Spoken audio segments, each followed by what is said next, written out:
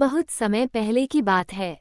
समरमगढ़ नामक राज्य पर वीर और न्यायप्रिय राजा विक्रम सिंह का शासन था।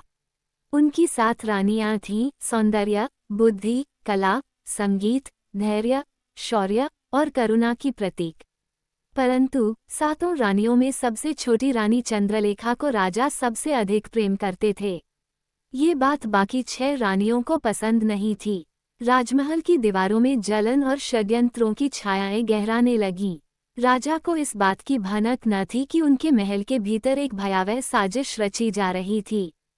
6 रानियों को ये स्वीकार नहीं था कि राजा चंद्रलेखा को अधिक महत्व दें। उन्होंने एक षड्यंत्र रचा और एक दिन महल में अफवाह फैलाई कि चंद्रलेखा के पास एक गुप्त शक्ति है जो राज्य के लिए अशुभ है।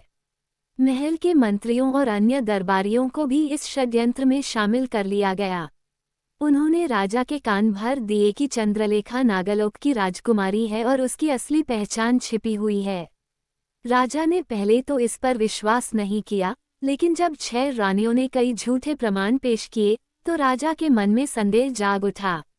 राजा ने चंद्रलेखा से सच्चाई जाननी चाहिए, परंतु षड्यंत्र इतना गहरा था कि उसे सफाई देने का अवसर नहीं मिला। अंततः राजा ने क्रोध में आकर आदेश दिया कि चंद्रलेखा को जंगल में छोड़ दिया जाए।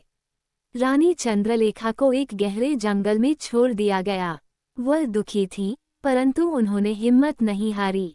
अंधेरी रात में जब वह एक वृक्ष के नीचे बैठी रो रही थी, तभी अचानक उनके सामने एक विशाल नाग प्रकट हुआ।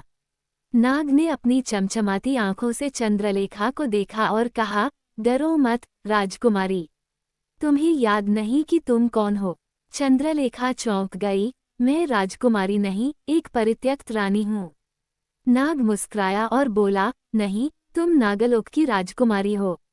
तुम्हारा असली नाम नागलेखा है और तुम नागराज वासुकी की पुत्री हो। तुम्हें राजा विक्रम सिंह से विवाह करने के बाद अपनी यादें भूलने का श्राप दिया गया था। चंद्रलेखा की आंखें आश्चर्य से फैल गईं। उसे धीरे धीरे सब कुछ याद आने लगा। नागराज वासुकी ने कहा, अब समय आ गया है कि तुम अपने साथ हुए अन्याय का प्रतिकार करो। ये रत्न लो, ये तुम्हें शक्ति देगा।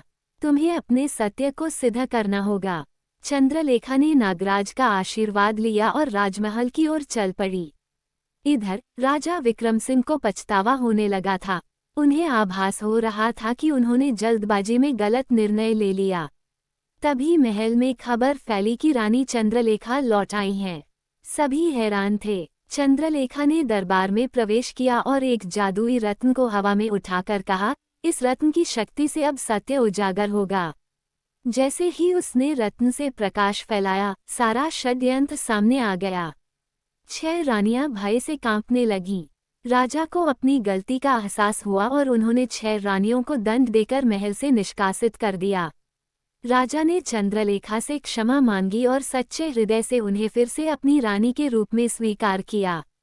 नागलोक के आशीर्वाद से समरगढ़ फिर से समृद्ध हो गया। राजा और चंद्रलेखा ने मिलकर वर्षों तक राज्य किया और उनकी कहानी युगों युगों तक याद रखी गई। ये थी राजा की 7 पत्नियों की कहानी और नागराज का रहस्य। आशा है कि आपको ये कहानी पसंद आई होगी।